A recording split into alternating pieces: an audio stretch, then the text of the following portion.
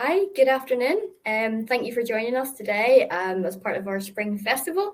My name is Emma Lennox. I'm one of the careers advisors who works with Queen's Careers, Employability and Skills. And I'm joined today by Frances from Baker McKenzie. And she's going to take her session this afternoon. Just a little bit of housekeeping before we start. If you could keep your cameras and microphones off, that would be great, just so we don't get any extra feedback. We're going to be taking questions as we go through the presentation. They are anonymous. Okay, so if you want to leave a comment or a question, you can use the chat function. That is not a problem. And we'll be able to ask any questions to Frances at the end. You will, if you stay to the end as well, we're going to get a feedback form, so that might be useful for you. We have a prize draw that might interest you as well. So thank you very much for joining us. As I said, I'll give you some more information at the end about things coming up this week. I'm going to hand over now. Frances, thank you very much for joining us this afternoon. I will see you again at the end. Thank you. Thank you so much, Emma. Hi, everyone, and welcome along this afternoon to our session on how to prepare to be successful at an interview. Baker McKenzie is delighted to be partnering with Queen's this year for the Careers Festival, and we're really hoping we catch up with as many of you as possible over the next few weeks. But many of you may already be starting to prepare for or think about the interview stage of your career plans. And there's quite a bit to think about, but the way I thought we would split it out would be to think about it in 3 stages. The first is the interview preparation, the most important part, and really what we want you to take away from this session is maybe a few tips and tricks on how to feel confident, calm under pressure, and feel comfortable going into the interview process. We'll then talk a little bit about during the interview and then post-interview and what you can do after the interview's happened to make you feel better about yourself and also about what to think about for future interviews. So preparing for your interview, it goes without saying that do your homework, research the company that you're going to be interviewing with from a variety of sources. So if you wish to, you can start with the company's profiles online, whether that be their website, their social media profiles, their LinkedIn profiles. But I'd also encourage you to have a close look at any commercial successes. So if you have a particular interest in the company's products or services, look at some of their key headlines in recent months or weeks, and just be familiar with some of the key transactions that they've worked on. Find out about the company's approach to corporate and social responsibility. 10 years ago, corporate social responsibility wasn't that high on the agenda for many companies, but nowadays, employers really want to recruit individuals who see themselves matching in with the company's approach to corporate and social responsibility. They want individuals who are going to foster within the organization a really healthy and positive attitude to the corporate and social responsibility policies of the company. Inclusion and diversity. Inclusion and diversity extends just beyond making the workplace a better place and a better environment to be in. There are lots of economic studies out there that have proven that an inclusive and a diverse workforce really does improve the commercial output of organizations. So employers are definitely looking for individuals at the interview stage who are open to enhancing and working in a really inclusive and diverse environment. Also means that employees can feel they can bring their true selves into the workplace, and that just makes for a much better and healthier environment. Tap up your network. So I'm really hoping that while you've been at university, that you've made the most of all the opportunities to connect maybe with alumni societies, to speak to your careers advisors and employability advisors, as well as your friends and family. They may have experience of being interviewed by the same company that you're about to meet with. So it's worth asking them about the experiences that they've had and also many of the different types of interview questions that they may have faced.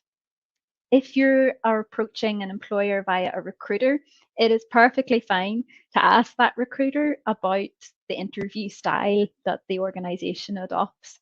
That's completely fair, and you may as well get that information out of the recruiter if they have it. Explore opportunities to practice interviews. Maybe that's via your career service or your employability service, or even if you're just not comfortable doing it in front of somebody, just practice in front of the mirror. It'll help you see how you come across and how your body language affects the output when you're answering questions. Practice, practice, practice. Try to anticipate the questions that you might face. Maybe if one pops into your head, jot it down in a notebook and have some bullet points underneath it which describe how you would approach the question. It just gets you into the frame mind of problem solving and taking the right mindset into the interview. Reread the job spec and your CV. Employers are under no illusion that graduates will be approaching many different organizations. So, we're not going to be surprised if you're going to a competitor, for example. But what we do spot are individuals who've maybe reread the wrong job spec for the interview. So do reread the job spec, have a copy of your CV to hand, and that will just help you be in the right frame of mind for the interview. Reflect on your career chronology to date and be able to explain any gaps in your CVs. Employers will ask at interview stage about any gaps in your CV, so it's best to have considered that and be able to explain what you were up to during that time. For example, I have interviewed an individual who was unable to expand on a gap in their CV. All they could tell me was that they were on a gap year. What I really wanted to hear was, how did they use that time? Did they do voluntary work? Did they go traveling? Did they have a part-time job? Anything at all that can explain how you used your time and how that can set you up for a good interview. Show your interest in the role. Every interview will nearly always offer the opportunity to ask questions at the end. And this is really your last opportunity to leave a good impression with the employer. So make sure you have at least one question to ask of the interviewer. It just means that you demonstrate that you've considered the role, you've considered how you might fit within the organization, but you're intrigued and you want to show your interest to the interviewer. Typical questions we see might be around things like learning and development, maybe details about the practice area and structure of teams. Plan for the little things. Some of these might seem basic, but honestly, if you put these into practice, you will feel so much more relaxed on the day. You'll feel so much more grounded, and you'll be able to focus on the most important things within the interview. Know where the interview is. I have had a candidate turn up at the wrong building before, and I was happy to reschedule the interview, but not all employers will be. Make sure you know how you're going to get there. Are you driving? Well, then make sure you haven't got a flat tire and leave plenty of time. Or make sure you've figured out the timings and the arrival times for public transport. Or is it virtual? In which case, please find a quiet room where you won't be disturbed and have good connectivity. What will you wear? Even if the interview is virtual, do try to dress smartly and appropriately. It'll help focus the mind and it sets the tone. It also shows the interviewer that you're taking the interview process seriously and that you have professionalism. But do make sure you feel comfortable. I'm speaking from personal experience here. When I was a graduate, I went to an interview in a brand new pair of shoes. Whilst I look very smart, my feet were absolutely painful. And I ended up focusing a lot on how sore my feet were instead of the responses I was giving. So do make sure you feel comfortable in what you're wearing. And have water to hand. I use glasses of water as a prop. If I find I'm distracted or my focus has gone, I take a sip of water and it just refocuses my mind back on to being present and focusing on the question. The night before, try to get a good night's sleep. A lot of research has been done into mental resilience, and there is a section of that research that actually points to being physically rested as a means to control and improve your mental resilience. So it can help control your inner thoughts, your nerves. If you have had a good night's sleep, you've limited your caffeine so you're not too jittery, and you've had a good breakfast or lunch ahead of the interview. There's nothing more distracting than sitting in an interview listening to your stomach rumble. So I would really encourage you to have something wholesome before you go into the interview. So you've done all of your preparation, you know the job spec, you have a copy of your CV, and you're off to the interview. What happens next? Number one thing, try to stay calm and keep your nerves in check by doing some of the following. Don't be afraid to ask the interviewer to repeat the question or to repeat the question back to them. It buys you time and it also allows you to think about your response. On occasion, I have had candidates who actually break the question down into sections. They're almost trying to explain to me how they're going to answer, and I think that's a really good tactic. It just shows you that you are going down the right track and that you're tailoring your answer to what the interviewer wants to hear. Pause before rushing into the answer, not least because it gives you time to gather your thoughts, but also it shows and demonstrates to the employer that you're a person who's prepared to pause, think, and then respond rather than rushing headfirst into a response.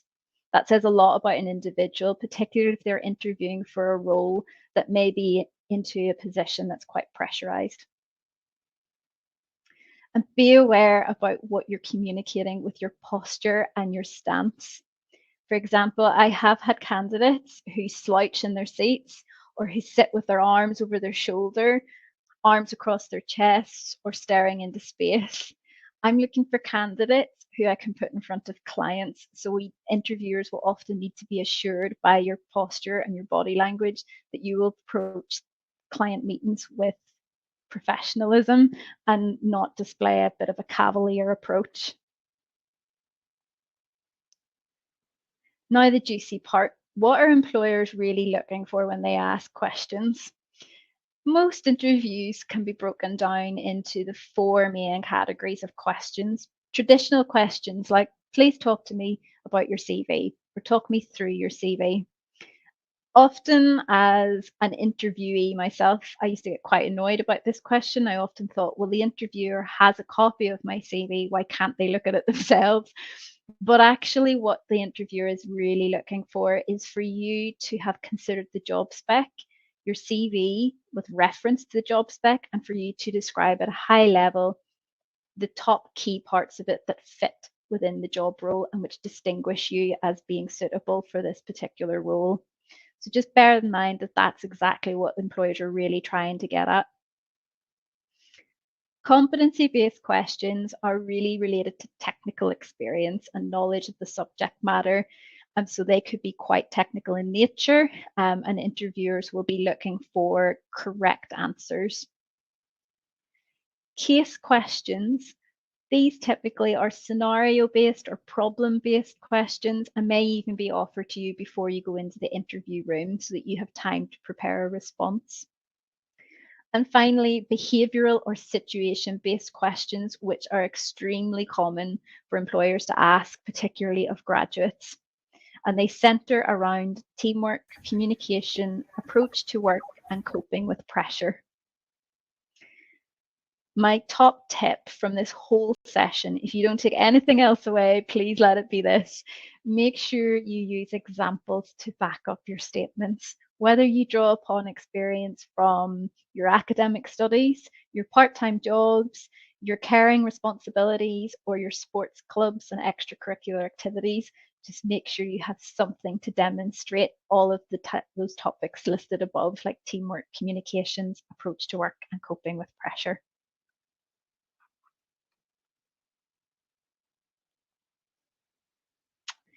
A popular question that comes up a lot is, what is one of your weaknesses? Or describe to me one of your mistakes and how you fixed it. The reason employers ask this is that we're not expecting everyone to be perfect all of the time. And graduates are often coming to us as this is their first rung on their career ladder.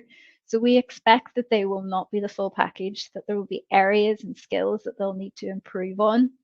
So that's why we ask this question, and don't be afraid to explain to the employer that you do have such and such an area as a weakness.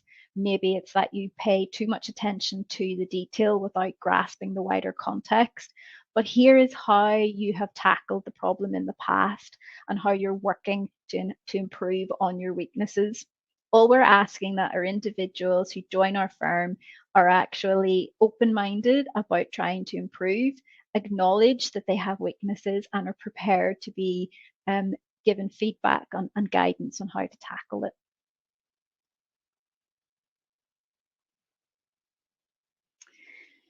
So you've done all of your preparation, you've gone through the interview, and you're feeling pretty good. What happens after the interview, and how can you keep the momentum going? It's okay to follow up and ask for feedback. Rarely have I come out of an interview and not asked for feedback myself. And employers will regularly be asked to provide feedback to individuals who we've maybe suggested that aren't suitable for this role or have not been successful. Try not to be too disheartened. If you're not offered a role, it's not the end of the day. Not everyone is the right fit for a role, and not every employer is the right fit for a candidate, and that is okay. The main thing is to try and stay positive and to see the interview as a learning experience and an opportunity to practice and to build on your reputation. And I really want to go into the idea of reputation and brand in more detail. And the reason I say this is because, particularly in Northern Ireland, it is a very small community. And when you get into certain sectors or industries, the communities get even smaller. So even at interview stage, you are putting yourself out in front of industries and different sectors and presenting yourself to them. So at that stage, you're starting to build your career, your reputation, and your brand. And you don't want to do anything to harm that, because that credibility is actually worth a lot. A no now might not be a no in the future, so never burn your bridges. Always ask for feedback in a courteous way. Get the tone of the email right and don't be too pushy. And if that's the case, you never know. An employer might revisit your CV in later years if they think that potentially you'd be better fit for them then. And just by way of an example, actually, I interviewed someone recently who was not successful in the interview. It became apparent in the interview that their technical experience wasn't going to be quite the right fit, but they did come across really well in the interview. And I thought that maybe they would be suitable for a different position that was available at Baker McKenzie. But what I did first was to give the news that the individual was not successful on this occasion and wait to see what the response back would be. And that individual wrote a really lovely email. She thanked me for the opportunity and for taking the time to meet with them, and that hopefully maybe in the future we would cross paths again. And just based on that email alone, I sent her CV on to another department within the firm, and she's now being seriously considered for a role there. So it just shows you that even if you're not successful for an interview, there's every chance that an employer may revisit or suggest that another role might be more suitable.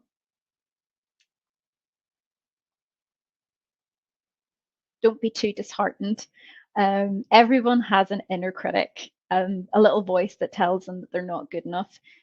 Try to quell it or to change your mindset by asking yourself, what can I do to improve my chances in the next interview? What can I pay attention to? And what are maybe the areas that I need to do better at? Speak to your careers advisors, your family and your friends, and get their sense and their feedback and their advice.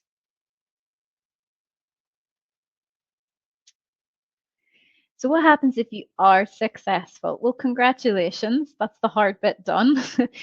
Take time to enjoy your success. It's okay to have a treat and to celebrate. If you have some time before your start date, try to stay in touch with your employer or the person who will be managing you. It just means that you have a little bit of momentum whenever you get in on your start date. It also means that whoever is managing you will maybe try that little bit harder to make sure you assimilate better into the team if you've made the effort to stay in touch with them. As a manager myself, I like to stay in touch with new joiners during that transition period. Hopefully maybe get them out for lunch with the rest of the team to meet their colleagues, and really just make sure that they feel connected to the firm while they're still completing any studies or notice period. If you do have any studies that are still pending, work hard to achieve the academic qualifications. Employers will often make it a condition of employment that you achieve a certain grade or a certain outcome in your academic studies. And ahead of your start date, rest up and get ready to hit the ground running in your new role. Many new induction sessions involve a lot of information intake, so do be prepared to take in a lot of information and to really embrace your new role. And with that in mind, I think that concludes that very brief overview of how to prep for an interview. And I think now we can take some questions. Emma, if we've got any in the chat. Yeah, thank you very much. Thank you for all the information. That all sounds really good. Couple of things coming through. What common mistakes do you keep seeing in graduate interviews? If you could get everybody together and say, would you stop doing this? What's one thing that you keep seeing over and over again? Yeah. Just a handful of things that I'll focus on, maybe three. Like I mentioned earlier, there's very few industries now that don't involve some sort of client interaction or having to speak on behalf of an organization or a team. So we are looking for individuals who are professional, and we don't expect to have to teach individuals professionalism. So often what can be really off-putting in an interview is if someone is just a bit too relaxed. They shrug their shoulders if they can't come up with a good answer. They slouch in their chair. They're overly familiar with the interviewers. And despite having really good answers to questions, that approach and that attitude can leave a really bad taste in the mouths of an interviewer and put them off. So those tips around posture, stance, body language, appearance, and doing your research to show that you're interested and committed to the role will really just set you up to have a good impression and a good sense of professionalism. So that would be number one. Number two is, believe it or not, arriving late. I've had candidates who don't turn up on time. Yep. Really? Do turn up in time. It seems so easy, but again, if you're late, it just says to the interviewer you're not organized, and in many employers that just won't be tolerated. And then the third one is, I have had candidates who, when they get to the end of the questions posed by the interviewer and are now then invited to ask questions themselves, they're so relieved to get past the competency questions that they just say they don't have any further questions for the interviewer. And again, you've gone to the trouble of answering all of the questions, and the last impression you're leaving with the interviewer is that you've got no questions for them. And that just says to the interviewer that you're not interested in the role, you're not interested in them, and you'd rather just get out the door. So those would be the top three, and they're very simple to remedy. So I hope maybe there's been tips in this session that will help you tackle some of those easy problems to solve. There really is just so much about being prepared beforehand. Yes. Okay. Yes. Don't wing it. So someone has actually asked as well, is relevant past experience something that defines the selection process no matter how good the interview is? So what's the leverage really on past experience to the interview? Yeah, I mean, if you think about the key things that a lot of graduate recruiters are looking for, you can leverage your past experience by giving good examples from your past experience on those questions around teamwork, communication, coping with pressure. I myself transferred from the banking industry into the legal sector. So I was able to use experience that was from a completely different sector to answer questions about pressure, about regulatory environments. And that was me in the door with my employer. There a lot of skills and experiences are transferable. You may as well use them. I often interview graduates or soon to graduate individuals who don't really have any work experience because they're just starting out, and maybe their work experience is their part-time job or their voluntary work. And I'm always really excited to hear their answers using that experience, because they can adapt, they can be creative, they can use their own experience to talk about how they'd be a good fit. And I think that says a lot about an individual. Thank you. I hope that answers that question okay. Another thing that we've commonly come up with is some of the tricky questions that you employers like to ask some of the students. One question that would come up is, what's the best way to answer something asking a candidate to describe their greatest weakness? Okay. What sort of answers have you had that have either impressed you or really put you off? Yes. I think I've heard the fact that an individual is a perfectionist at least 6 or 7 times. I think individuals think that if they say that as a weakness, it can be a positive as well. It's a bit of a cliche now, isn't it? It is. And I think people think, well, if I'm a perfectionist, that means I've got good attention to detail. But studies have also shown that perfectionists can be stubborn and they can also miss the wider context. So the best thing I can say to you, and I'll go back to what I said earlier, give good examples. If you are a perfectionist, tell the employer that you are a perfectionist, that you have an attention to detail, but yes, that means I miss the wider context sometimes. Then follow it up. Don't just stop there. Follow up with something that explains how you're going to tackle that weakness.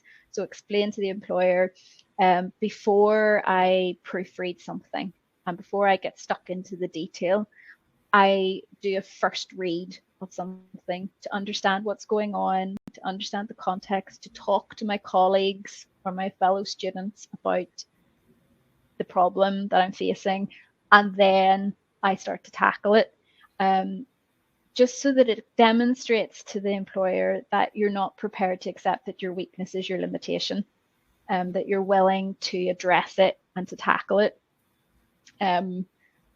I don't know if anyone in the audience is a sports fan, but if you watch any of the leading sports people out there, they will tell you that they don't just practice what they're good at. They spend more time trying to practice what they're not so good at, so as to try and compensate for that and not let it hold them back. So explain to an employer, this is maybe my weak point, but I know it's a weakness, and here's how I'm going to try and address it in the future. Yeah, it's an interesting question around self-awareness as well, and know your strengths as well as your gaps. That's it. When it gets to the end of the interview and you ask a candidate, it's like, do you have any questions for us? What are good questions that you like to hear? What sort of things have you asked them? That's actually a really good question. Yes. Interestingly, what's coming up more and more often now are applicants and interviewees are very keen to know about learning and development opportunities. And that's a super question to ask at the interview stage, not least because it'll inform you about what is available in terms of learning and development at the employer, but it also demonstrates to the employer that you have an ongoing commitment to your own personal development. What an employer doesn't want to see is someone who thinks, I've got the job, it's in the bag, I can sit back, hard work done. You're at the first stage of your career potentially. So we're looking for individuals who take an interest in their career development. So learning and development is a good one to ask. Ask about, is there a lot of training for this particular role? Is there other training available within the firm in different areas? All that good stuff the employers will be more than happy to talk to you about. Other really great questions is, if you've done your research and you've spotted that this particular role fits within a team that's growing, you can ask about the growth. Ask the interviewers, why are you recruiting for this role? Is this because all of the commercial success that I've seen on the news, for example, that's usually a really good sign for the candidate, because that means that the team's growing. There should be opportunities for development and growth. But ask them about that. Ask them, what's the team structure? Who in the team has maybe been where I am now, and where are they going? Even ask the interviewers what their career path has been and how long they've been with Bakers or the respective employer, because that will show to the employer that you're interested. You're not just focused on getting this role, you're focused on improving within the role and the team and enhancing the team, and that really leaves a very good impression. Okay, they sound good. Thank you very much for those. I think that's nearly all the questions come through. We've had quite a few of them. Some of them have been repeated, so I'm trying to put them together for you. Can I ask a really specific question just about Baker McKenzie itself? Okay. What about for students who aren't studying law? Mm-hmm. Would there be opportunities within your organisation for students coming from a different discipline? Yes, the answer is yes. That was an easy question to answer. Okay. I think, and it's testament to the direction of travel within the legal sector. It's now no longer really good enough for a law firm to just focus on and be good at the legal piece. Lawyers need to be backed up by professionals who can help advise them in different aspects. We have teams within the office in Belfast who work in finance. My finance director, I speak to her regularly. I need her to advise me on the profitability of my team, billing, and how, lawyers need to make money. It's not just the academic side that we deal with. So I'm in touch day and daily with our finance team. We have business development and marketing roles in Belfast, and that team, they don't just work with teams in Belfast, they work with our global teams around the Baker McKenzie network, and they provide advice and guidance on how to manage client relationships, how to present the value add that lawyers can have for clients. And often lawyers aren't very good at that sort of pitch and sales piece. So our business development and marketing colleagues are brilliant at that. We have communications team who help us tell clients what we're good at, what the lawyers are good at, and how we can help them.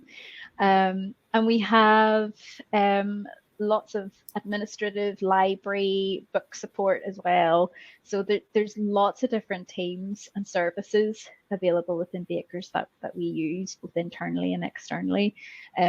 So yes, there's lots of recruitment from different disciplines and backgrounds. The other thing I would say is that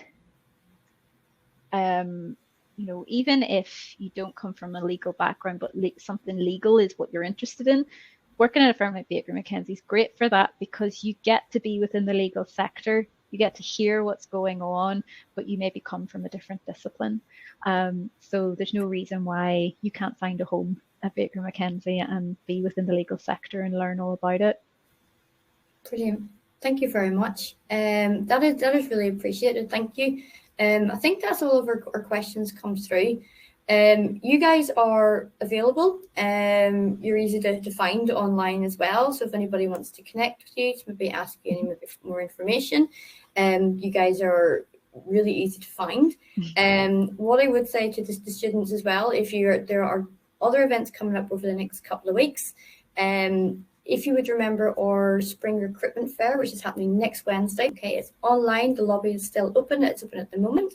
So you can go in, have a look, and see the employers who are there and book some time to be with them. Okay. As I say, we would like to get your feedback if possible, if you enjoyed this session, if you'd like to see some more, or if you think there's something you'd like to do something different, please do give us your feedback. We enter all responses into a draw to win £25 retail vouchers. So that is much appreciated. Frances, thank you so much for your time. We really do appreciate it. You're extremely busy, and we really do appreciate your insights, and there's some good things you'll take some notes on there as well. So and thank you guys for joining us today. Hope you enjoy the rest of your day, and hopefully we'll get to see you at the fair. So thank you very much. Thank you so much, Emma. Good luck, everybody. Bye. Bye.